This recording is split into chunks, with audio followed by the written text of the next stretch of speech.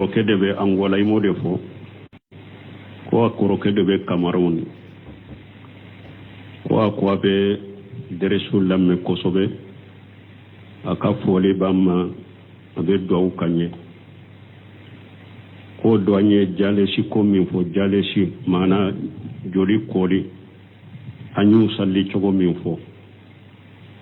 nan ko bana in koso ko in koso be saka sallu faranyogonka jamu taqdim be saka ke jamu ta'khir be saka ke bana ye jamu doni ka baw ye sababu mun fo ni jamu sallu be faranyogonka no ye bana bula ko yala jamu dobe boala de we qasaru de be ke ay qasaru te ke de jamu mun be ke bana koso abe komi jamu mun be ke sanji koso do te bo sallila de dobe bo sallila ni be tama de la ni be tama de la iba ke ka sallu faranyogonka dobe bo sallu wudu de la qasru be ko de la me ni te tama la ibe sallu faranyogonka me qasru te ke abe komi ni chide nye jamu mun ke arafa aye salli fana anil la gasara faranyogonka ulu ye tama de taw min ye safo fana ni ewa futura yu faranyogonka safo fula ulu ye tama de min ni sigilen do ibe jamu min ke te tama la do te bo salli la wala ibe jamu ke me ibe sallu dafale do salli o akwa bo chogola yala dogotoro munun fana be nimbarake ulu fana be se kan ni salli chogo ko don ke ba bonda de bun bolo nonuna ujura munun ba to ni jama salli be bi mugoka ani ujura munun ba to juma salli be bi nyogonka ni ko suku bala dogotoro munun be nimbana suku furakelela bana bagato bu bolo sallu wakati utese ka poa korobe utese ka furakeli bila nu ya furakeli bila kasara bala jama salli be bi ka bo dogotoro munun be ola halala juma salli be bi kabuka ujura munun nana ni juma salli be bi kabo mugoka farla salli jama be bi kabo mugoka ni ko sugu bo ola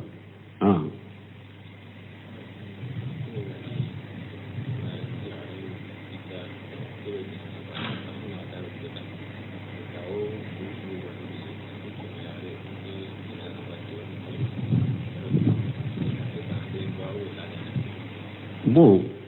ko minye ka fo muso na che fatura ko aidaye kalonani ani tileta ko abe burusula do ba fo ko jom muso kaida ani horo muso kaida te kelenya o minye ninye depuis shiren ka sheba utilela ni sosolibe doni ko ba ka sosolibe nina silamiya ye jonya minfo silamiya sariya jonya haqiqa jonya bede meni jonya minana ni silamiya sariya haqiqa jonya be o jon sisa jon muso ka idda ani horo muso ka idda e kelenya wa doni ke bawo bolo sosoli bala do ko jon muso alebe e wa kalo fula ani tile duru abode ke idda la hari shebo doye okay hari shebau dobe ni hakilinaka uya taqiyasu de la komi ni ciden ko ni jom muso furula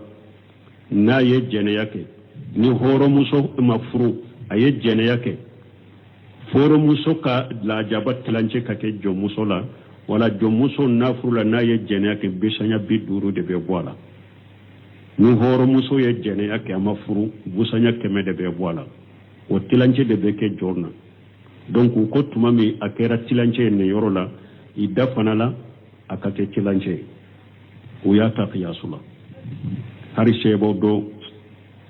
fatawa ke minye ne utumbaka ne doni ka baga wore ko minye idda koye jon koni horo ko tala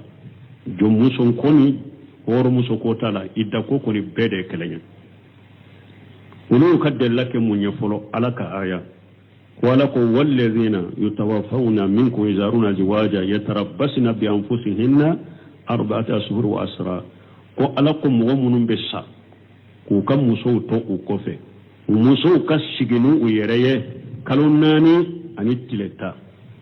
وكو على ما جم مسو نهور مسو بنيو نيا آية إننا بربالي دلا alama jomuso ni horo muso bo nyogona ya wala jomuso ni horo muso boyde idda kelenye hadisa sabatilen fana mana ku bo nyogona wala ubode idda kelenye ukaddella fulu fulenye ukaddella fulana uko minye idda ko ye differentiate jomuso ni horo muso ni nyogon chokola horo muso be kalobo saba kalobo ye chokomi jomuso be kalobo yo chokodela horo muso be kalobo ye chokobe jomuso be kalobo yo chokodela uka kalobo ma bo nyogon koro abe haydu ye ni chokomi nimbe haydu yo chokodela wala differentiate donc nin kuma fula debe nin koyina doni kabaw do be min sabati hari bun kasir be min sabati ako aya nye gorobali de ama jonni horo muso bo nyogona wala jomuso horo muso kuma sahale na doni kabaw boro abbe kay day chogo kelende kuma sahale unna doni kabaw boro abbe kay day chogo kelende wala menni mo min fana ya ka tilanje sebo do ye fatawa kenan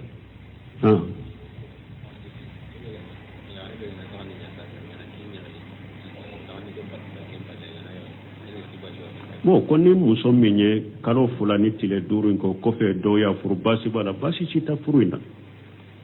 basi anya fo chogo mi don ko do ba ka fatawa ba ka sebo do ba ka ni mugo minya ta ni ode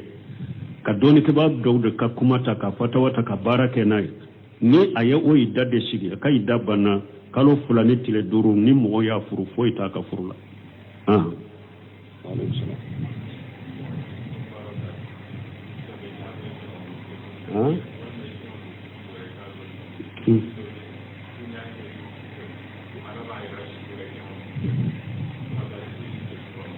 bon ni nyammi nyininga ko ni e ba fe kado ko dola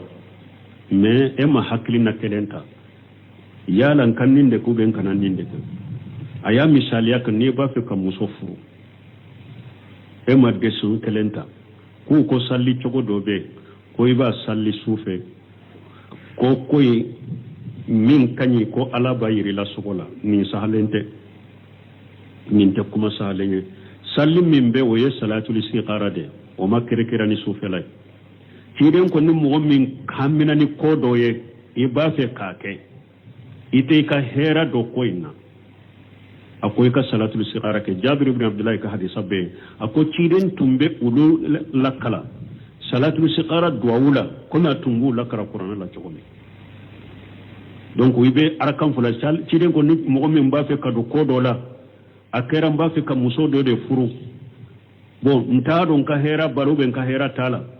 akoy kara kan fula salli umadilo so felala iyo wara kan fula salli wati iyo salli tilela uyu salli sufe akoy kara kan fula de salli tanto minte fardai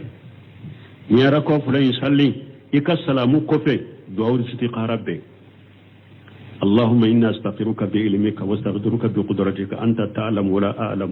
أنت علام الغيوب اللهم إن كنت تعلم أن هذا الأمر خير لي في الدين والدنيا وآخرة أمر وآجله أو آجله فأقدره لي ويسره لي اللهم إن كنت تعلم أن هذا الأمر شر لي في الدين والدنيا وآخرة أمر أو آجله وآجله فأصرفه عني وأصرفني عنه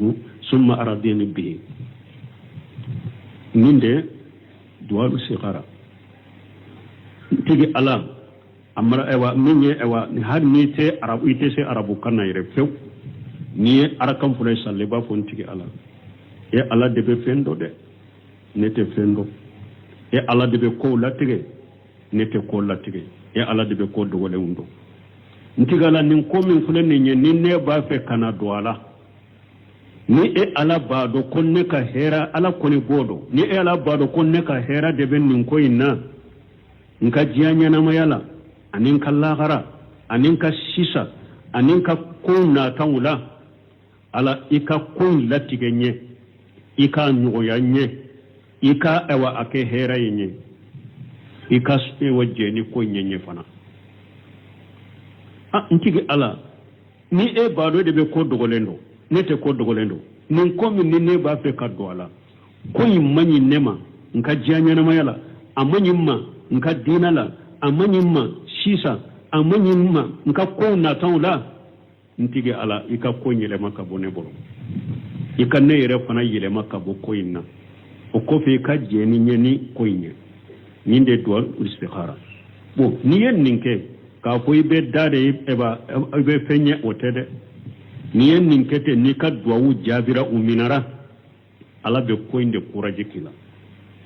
koyin kela ba kuraje kila koyin be nyana bo chogo ala ballatige o koyin be nyana bo abeke na ya soro ika duawu jabira ka herate koyinna ala be koyin nege bo edela kan nege boy diskuna ki diskun nyele maka boala ube ala yerebe ko do latige ko inte nyanabo me ida faraninka ni istikhara ke min tola bonte mi ko mugo ka jigi mallon kolonya mugo min ni istikhara ke isagira kam mugo nyumon ka hakilina nyibi wala al-sisara wasawirhum fil amri ni istikhara inke ni alache ni musodo de ni bake ka furu hakiliman mogo mi e bado doni ke bagaw do hakilina nyuma bula ute mogo jamfa e ba fe ka muso min fura be muso indo kosobe muso nyaka kabila mogo e ube muso nyi akashigi nyogo e ibo fana hakilina nyini karasa ni muso masina ne ba fe ka furu ibe mundoala ube afuruli ne bolo e ka hakilina jumai wala ni mogo min do dina tigire do hakili nyuma mbala doni ke bagado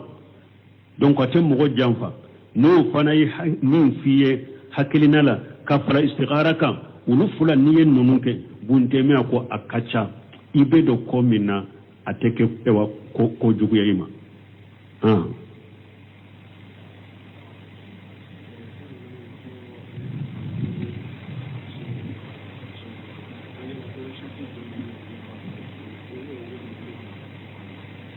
bo ko do ko ale ba fe ka wulu mara aka sokono ko sarti juma bola ube wulu be mara chogode uru mara le chide nye sabade fo foro e ka foro be kungo kono la chinyali ke feum bete ka foro china ibe se ka ulu mara ala ta ko fe aka foro im koroshi chinyali ke feum kungo kono fe munu be chinyali ke kana to ka foro chinya kele fulan na ube bagawnde be ebolo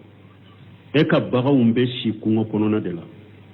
iye wulu nyini kabila bagaw chela ala ta ko fe akika bagaw koloshi ciden ko adagara wulu kamara nin kama fula sabana ebe kungo kono na de la ebe balo kungo kono sogo de la iye wulu mara kala kungo sogo mina chogola niye ko ta abeta ni ko jo abejo na ye mimmina aba ata do aba mina ana benayima ni ba ci ba ko bismillah akwa daga ulu kamara ni fana kama ni be ko ngon kuno sogon mina nawe awa ci den ko ni ka hadisa la yen ni sabade fo bo doni ke bawo yen nyon so sa yala ibe se ka ulu mara ikaso fana kono ba mana ki so yin fana kolosi bandu ni mo jugunu sunyali kelaw kana do ikaso kono doko na ya soro ika sobe yorola eka du daba dama ite mugo chela ika dube yorola la ire debi dama ini mugo site nyon ka ite mugo chela bandu be do ika sufe do be do ika sufe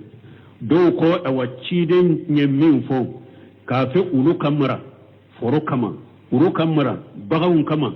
akamara emmi nya hada madenye ni ka demba ya kamara ulu fana kono siri kama o kaka kateme hari bagaw maralika mana eni e hada maden ni ka demba ya marali re kaka ika uru maraw kama kateme hari bagaw ka ni uru marala bagaw korosili kama bo ni e fana be yorole ka do be yorole ka demba ya ikelende be yorole e fana ka uru mara uru ewa o tangalila adagara bagaw kamara chogomi adagara akamara bagaw kama chogomi adagara akamara hada maden fana kama chogola do yen fo buno seminu beninde giriya suno do ko sabainde fora duma fo kawulu mara du kama kawulu mara so kama kamare ka so kono ko ma fo ibe da hadisa ye saba min fo ibe da odela kana wulu mara no sabate ay do ko ay ni ka dube yorola ekelende be yorola urum mara la bagawun kama chogome hada ma den korosili kakakateme baganka adagare fana ka wuru mara kanye ka demba ya kono salata ko fa adagare ka mara bo don ke baw yennin de giryanni bro seminu ko ninde ka kene kuma taw fulayna mais akasoro ika sobe yorola de ite mogo chela de mais na yasoro mo min ka do e ba dugu chede la e be mogo chede la e kana ulumara ni ulumara ni ka haju ni ka darwani haju ma shama donno do khairatu hakke do abo bi ka abo obo ika baranyuma la dongo ni ulumara ni mara kunte silamiya sariya majeni mara chogo minye donno do khairatu hakke do be abo obo ika baranyuma la wa alaikum salam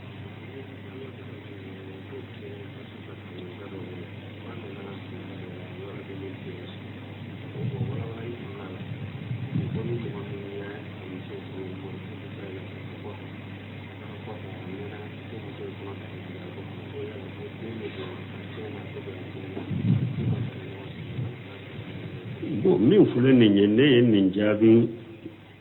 a bɛ san mugan bɔ ne bɛ nin fɔ n ka dɛrɛsiw kɔnɔ n b'a fɔ n ka ɲininkali jaabiw kɔnɔ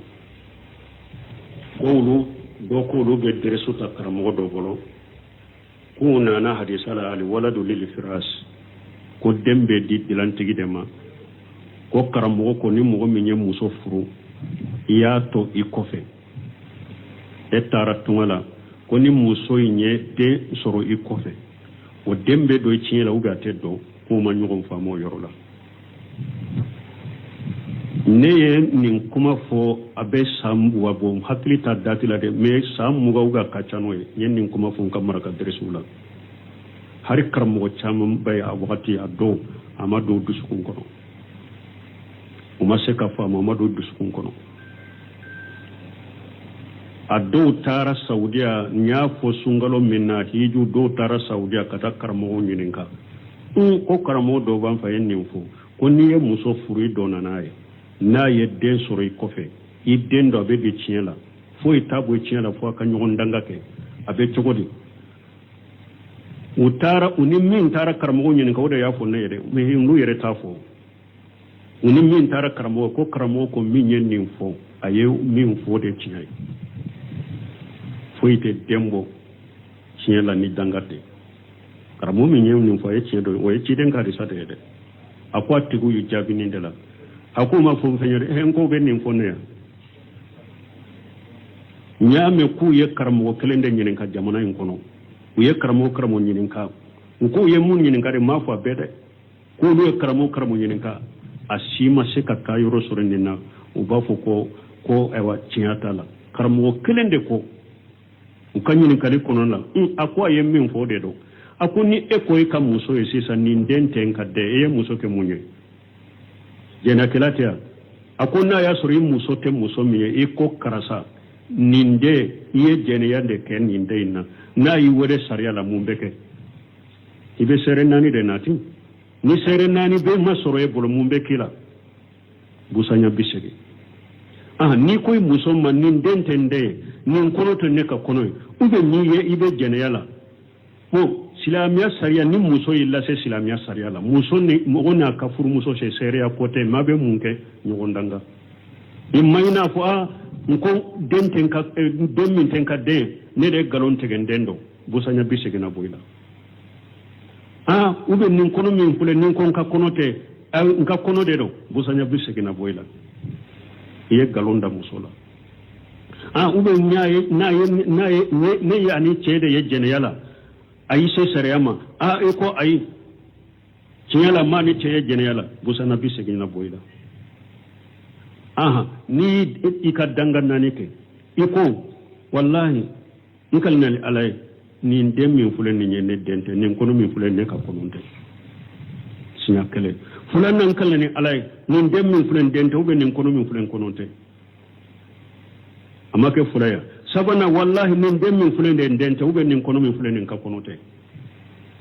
naaninan wallahi nin den min filɛ nin ye n'a y'a sɔrɔ ne ye nkalon de da muso la ko n den tɛ ala ka danga bɛ ne kan an ye joli fɔ naaninan nin den min filɛ nin den min filɛ ne den tɛ wallahi n den tɛ duurunan de bɛ kɛ sisan nin den don ni ne den dɔ de n'a y'a sɔrɔ n ye nkalon da muso de la ala ka danga bɛ n kan ni e ye nin duuru fɔ sisan janga kata nyesira muso abe kiri tigila ba nyini muso fana fe ifana ka duru fo de janga kata nyesira mo de ni muso ko ncheye min fo cinya de do amase ka duru fo mumbeke abe farateru afurulaw aye jene yake abe farateru ni muso desira ka kalili nke abe farateru ni muso fana ya takke wallahi nin demmin fulen ni nya dendo wallahi nin demmin fulen ya dendo fula wallahi nin demmin fulen ya dendo saba wallahi nin demmin fulen ya dendo nani wallahi na ya soro nin denta denye alaka dimi benninka alaka dimi benneka afana ka duru madafa na afana ka duru dafarate furu bora ni nyogonje o yoronim be furu bora ini ni muso chana dembeta bara ni jiya muso dara ni muso la ite saka fu ninde akiri wala ni ko ewa muso ni ko ni ya fu o izmau al izmau so li tola kalambaliya de be mo la doro sunu min ibn qayyim ko jadil mi'ad fi hadi khair ibadi akko doni ko kan yo so tenni na abara ka fo dambe be sabatini al firas ko dambe be sabatini denche bil firasi ni dilanye ni muso furule akko doni ko ba sima nyon so layre al izmau doni ko ba be bennembe min ka sebo tabinaw aku be bennen de benyo ni ne ijmaude don ko be de bennan ninka ka funi muso furu idona naye demmi soro e kofe o denye etade ali waradu lil firaso we ci den ka di sare boari muslimu kono dembe di dilantiki de ma e muso inde dilay e de dilantiki dembe di ede ma bedo ede ka ciela ni tafe den ka do ciela ni islamiya sariya be nyogon danga min kera suratu nuru kono ayeta ke musona ka den ka ta furu ka boni nyogonje ninda ya sariya min nima ninke denye ede taye abedo ede ka ciela bilijma ni karamo bo jamana kono hari ni maddo kunna hari bi femmi so solita la doni ko nyogonje ci den ka disa sabati lende bala hari sami bemba ka sahalika doni ko fana ka nyon so tala u bebbe nembaka ni karamo mi mo fam weye mun kala sa kala su juman kala alaka hatmi man dama mugo ni ko do ba fu sannani be ba do ko ni ta denye santa ba ko be ba mugo ni ko hari samuga libunu qudama ako hari samuga de nabini musoche samuga bani nyugon chede na yedden sori kofe iya furu idona naye denyi denda bedo ka chiela mimba boy ka denya ni ka chiela o ye nyugon dangare no mo ka bi ka chiela bumbaji della ka nyinen ka nyugona la fatawa islamiya kono ye bumbaji nyinen ka do ko ne tara tungala sanani benni musoche ayedden soro in kofe ibumbaji ko denyi tade me ni ba fe ka ge ka boyirela ini muso be nyugunda ngade nama nyugunda ndaka ya te boy ka chiela de itade do alladhinatu daima li buhsilima wal iftai ka bumbaji to kanyema yala do tarufe akonni balimake sana ka fatu ayo wasiya kenye ka fu karsa ni ne fatura ni ndemmin fule ndewuna nka dente de akana don ciela ake balimake fatura fana atara lejene su daima libu silima taru nyininka balimake yenni foye sana ka fatu konni ndemma sana denta kana do ka ciela afana fatura amba fe ka cietila betugodi alladhinatu daima libusilime waliftawiya jabi uko dente bo ciela ani muso ma nyogondanga ke dente bo ciela bedo ciela na tumba fe den kana do ka ciela tumbelle anu deke o de bagge ka bo ka denyala ka ciela min nilli anu make foite dembo ka denyala foita bo ka ciela bedo ka ciela de alaka hakimanda nyenni fo bennu no fo to sura fana ka kitabu de sege nya fo sungalo minna karamogo do tumbe ja abeta tawsiri lame asigilembe france karamogo do ja ninne kuma info meni akacha ninne be kuma fo mbe kitabu de fo kata jadil maadi na nyogona nyu fo fatilu baru na nyogona sarahu nawa muslimu na nyogona bunu seminu sarahu mumu tumu na nyogona akabulo go munu nya sarahu la nyogona kuma kan ka soro yoro munu na kitabu kono mugo ni una nyona mbufo ja ba fe ka be sabe abake ka be sabe ama kuma nefe me ko intum mam ya dusukuna ja me ni me kitabu mu fo abo to sabe be kitabu abo to atale france maktaba de babolo adonna kam maktaba la sungalo in kono na derisu ni fatawa wala nebe kitabu mu fo kam masala munun fo adonna kam maktaba wala be kitabu jige ka bellaje ayen wale ako sunan ko akoy ka sungalo kelen ka derisu ye minya ne nshi kono nye kala min ka manya ja maktaba tumbe ne bolo kitabu bala ntun te kitabu na faro iyo masaila min fo akun tumbe koro ye masaila yin fo amma min du sukun ko me iye kitabu munun fo nyu be sabere nana ka beta kelen iya fo chogo me abo chogo de la min masaila aya jija jamana kan nin famu de malik karmo yere man nin famu janko munu makala akun ni masaila kunne ye kitabu ta so solita la yere iya fo chogo mi aku kitabu yere tumbe ne bolo maktabran tu na fa yere do ne kitabu na fa do nin der su de la nin tere ni yala ka fasamante ne tere men ben nin fo da aka bahasu de ke ambe kuma munun fo aka bahasu de ka kitabu de nyine ku kala ka sage kata karmo de ka kitabu ma kala munun fule ka ke jami'a nonu nan kala na jami'a wala nye sanawiya ne fe unke mbora wote kala nyew kile de do ka do yoro iri la kala na kala nyere be tak sige karmo bawde koro ube kitabu bamunun dilala karmo baw bolo ube ulu de saka sigi kunna ku muraja ku laje kala nyode ibe famu soro odela men kala na jami'a mbora kana ndo na agence kola mbora kala na mbora kana nyinyesi senena kitabu dara ko ye kala min ke jami'a ima kala koy ka sage ka takram go bawde makasigi koro ube kitabu bamunun dilala muraja bamunun dilala ika ewa wallahi la ika sigi kulu de ta ku muraja ibe doni soro odela alaka timandam subhanakallahumma rabbana bihamdika ashhadu an la ilaha illa anta astaghfiruka wa atubu ilayk wala kambe sawama ninko akoro kedebe angola imode fo a Cameroon ko akoro kedebe Cameroon ko akwabe deresu lamme kosobe aka fole bam abe do kanye ko doanye jale si ko min fo jale si mana jori koli anyu salli chogo min fo nan ko banan in koso ko in koso be saka sallu faranyogonka jamu taqdim be saka ke jamu ta'khir be saka ke banaye jamu doni ka baw ye sababu mun fo ne jamu sallu be faranyogonka no ye banabula ko yala jamu dobe boala dewe qasaru de be ke ay qasaru te ke de jamu mun be ke bana koso abe komi jamu min be ke sanji koso do te bo sallila de do be bo sallila ni be tama de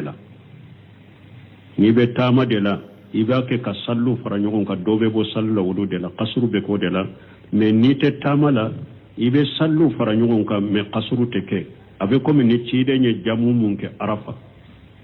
aye salli fana anil la qasra fara nyogon ka ulu ye tama de taw min ye safo fanani ewa futura yu fara nyogonka safo fula ulu ye tamade min ni sigilendo ibe jamu min ke te tamala do te bo sallila wala ibe jamu ke me ibe sallu dafale do salli o akwa bo chogola yala dogotoro munu fana be nimbarake ulu fana be se kan salli chogo ko don ke ba bonda de gun bolo nonuna ujura munu ba to ni jama salli be bi mugoka ani ujura munun bato juma sallu be du nyokonka nin ko suku wala dogotoro munun be nim bana suku furakele la bana bagato bu bolo sallu wakati utese ka poa korobe utese ka furakeli bila no ya furakeli bila kasara bala jama salli be bi ka bo dogotoro munun be ola halala juma salli be bi ka buka ujura munun nana ni juma salli be bi ka bo mugoka farra salli jama be bi ka bo mugoka nin ko suku bo ola